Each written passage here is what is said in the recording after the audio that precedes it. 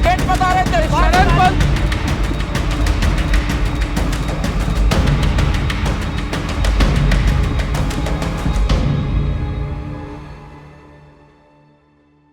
प्यारे मुस्लिम भाइयों और बहनों, अस्सलाम वालेकुम।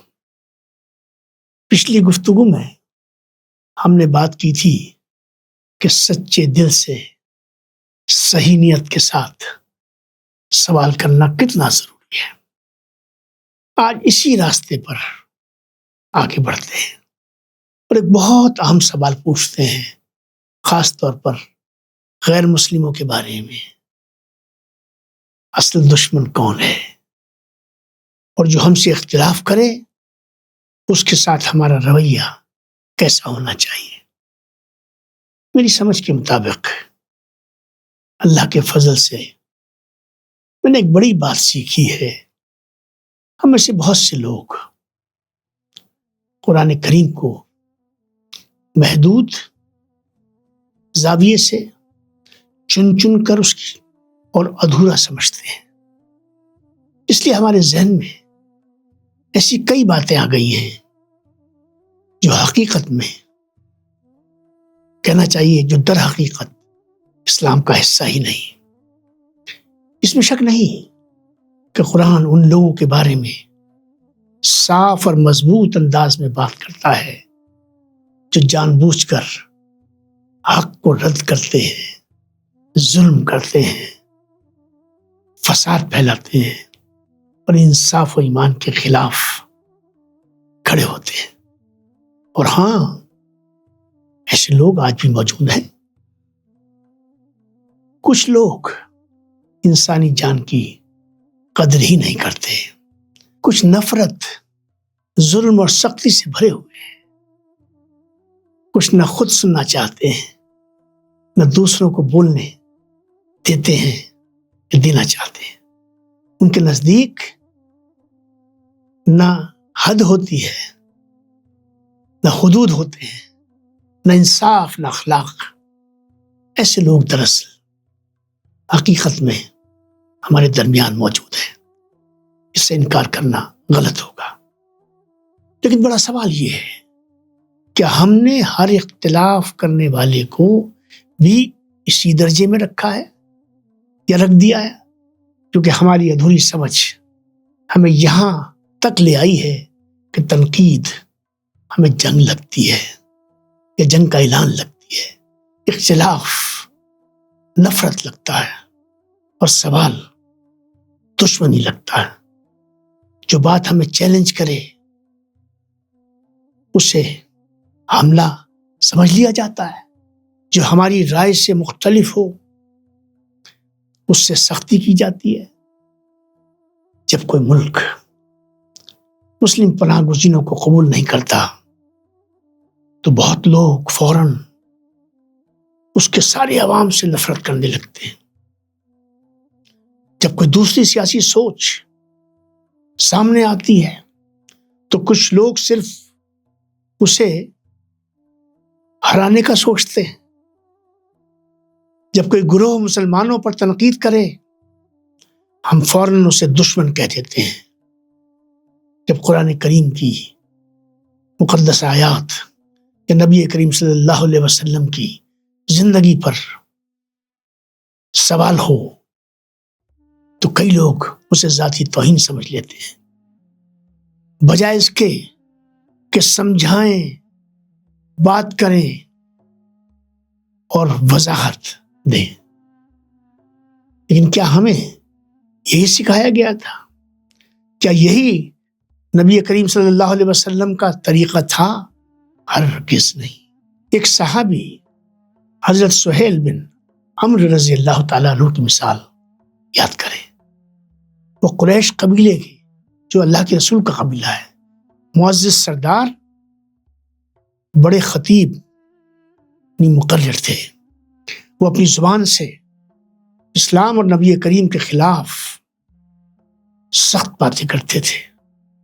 उनकी गुफ्तगू का असर होता था और उससे मुसलमानों को, उनके जज्बात को तकलीफ पहुंचती थी, ठेस पहुंचती थी। यहां तक कि हजरत उमर रजी अल्लाह ताला अन्हु ने एक बार मशवरा दिया کہ ان کے اگلے دانت توڑ دیے جائیں تاکہ وہ دوبارہ نبی کریم صلی اللہ علیہ وسلم کے خلاف نہ بول سکے. مگر نبی کریم صلی اللہ علیہ وسلم نے انکار کر دیا. آپ نے بدلہ لینے کو فیصلے پر غالب نہیں آنے دیا. آپ نے غصے کو مستقبل کی بھلائی ختم نہیں کرنے دی. بعد میں جب یہ صحابی اسلام لائے تو اسی زبان سے انہوں نے دین کا دفاع کیا، دین کو پیش کیا، مکے میں بغاوت کو روکا، لوگوں کے دل مضبوط کیے. اب آپ اپنے دل سے پوچھیں، اگر نبی کریم صلی اللہ علیہ وسلم صرف غصے سے جواب دیتے تو کیا تاریخ یہ خوشنما تبدیلی دیکھ پاتی؟ کیا وہی مخالف ساتھی بنتا؟ کیا وہی زبان حق کی آواز بنتی؟ اور صرف سہیل رضی اللہ تعالیٰ عنہ ہی نہیں، اسلام کے کئی سخت مخالف بلکہ بدترین مخالف بعد میں اس کے سچے مددگار مبلغ بنے. وہ صرف بحث سے نہیں بدلے بلکہ نبی صلی اللہ علیہ وسلم اور صحابہ کرام کے اخلاق، صبر اور حکمت سے بدلے. آج بھی ہم یہی حقیقت دیکھتے ہیں. کئی سال بہت سے مسلمانوں نے مغرب کو صرف جنگوں اور سیاست کی نظر سے دیکھا، مگر انہی معاشروں سے غزہ میں ظلم کے خلاف مضبوط ترین آوازیں اٹھی. انہی ملکوں سے لوگوں نے مہاجرین کے لیے اپنے گھر کھولے. انہی جگہوں سے کچھ لوگوں نے انصاف کا ساتھ دیا جب دوسرے خاموش تھے. حال ہی میں ایک ہالی ووڈ اداکارہ نے انٹرویو میں انشاءاللہ کہا تو بہت لوگوں نے خوش ہو کر اس کی تعریف کی، اس کو قرآن کریم کا تحفہ دیا. لیکن اگر کل یہی اداکارہ یا ایسا کوئی شخص مسلمانوں پر تنقید کرے تو کیا وہ فوراً دشمن بن جائے گا یا بن جائے گی؟ کیا یہ انصاف ہے؟ کیا اس کو حکمت کہا جا سکتا ہے؟ وطن عزیز بھارت میں بھی بابا قوم مہاتما گاندھی کے زمانے سے آج تک فلسطین کے حق میں، کہنا چاہیے فلسطین کی آزاد ریاست کے قیام کے حق میں کئی بار حمایت دیکھی گئی ہے. ترکی میں زلزلے کے بعد بھارت امداد بھیجنے والا سب سے پہلا ملک تھا. آج بھارت متحدہ عرب امارات میں بیرونی سرمایہ کاری کرنے والے بڑے ملکوں میں شامل ہے. پھر بھی اگر معاشرے کے حصے سے دشمنی آئے تو بہت سے دل سب سے نفرت کرنے لگتے ہیں. ہم چند لوگوں کے عمل سے سب کے بارے میں فیصلہ کیوں کر لیتے ہیں؟ بات جتنی ہو اس کو اتنا ہی دائرے میں رکھا جانا چاہیے اور سمجھا جانا چاہیے اور اتنی ہی تعبیر اس کے حساب سے نکالنی چاہیے. آج بہت سے مسلمان ایسا مواد دیکھتے ہیں جو غصہ، نفرت اور مخالفت پر بنا ہوتا ہے. کچھ چیلنجز لوگوں کے غصے سے بڑھتے ہیں. لوگ روزانہ جھگڑے سننے واپس آتے ہیں. گھنٹوں ہم ان لوگوں کو دیکھتے ہیں جنہیں ناپسند کرتے ہیں، مگر چند منٹ بھی یہ سیکھنے میں نہیں لگتے کہ ہمارا دین، ہمارا عقیدہ، ہمارے رسول کی سیرت مخالفین سے کیسے پیش آنے کو کہتے ہیں. کیا یہ بھی نفرت کی ایک شکل نہیں؟ اور اگر ہے تو پھر یہ اس نفرت سے کتنی مختلف ہے جس کی ہم مخالفت کرتے ہیں. کیا ہم اصل دشمن کو سمجھنے میں غلطی کر بیٹھے؟ کبھی جو دشمنی لگتی ہے وہ ایک موقع بھی ہوتی ہے اور ایک موقع بھی دیتی ہے. سننے کا موقع، اعتراض سمجھنے کا موقع، حکمت سے جواب دینے کا موقع، مشترک بات تلاش کرنے کا موقع.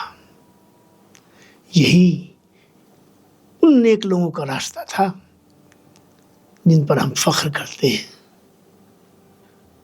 سچ یہ ہے کہ ہم میں سے بہت لوگ اسلام کا جشن کہیں زیادہ مناتے ہیں مگر اس سے پڑھتے کم ہیں.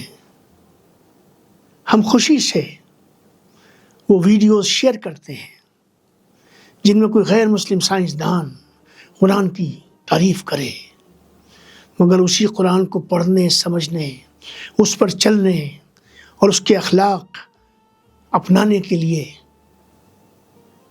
وقت کتنا کم دیتے ہیں. یہ بات صاف سمجھ لیں.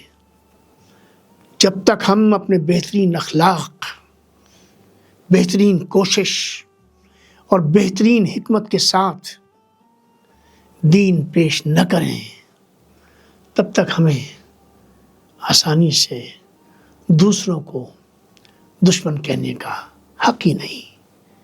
اور یہ بھی واضح رہے، اگر کوئی سننے کو تیار نہیں، بات کرنے کو تیار نہیں، صرف اور صرف نفرت پر قائم ہے، تو شاید آج وہ آپ کا مخاطب نہیں، لیکن جو سوال کرے، اعتراض کرے، اختلاف کرے، آپ کے عقیدے کو چیلنج کرے، مگر پھر سننے، بات کرنے اور سمجھنے کو تیار ہو، وہ خود بخود آپ کا دشمن نہیں. جب تک ہم یہ نہیں سمجھیں گے، ہم تلخی کے ایک چکر میں پھنسے رہیں گے.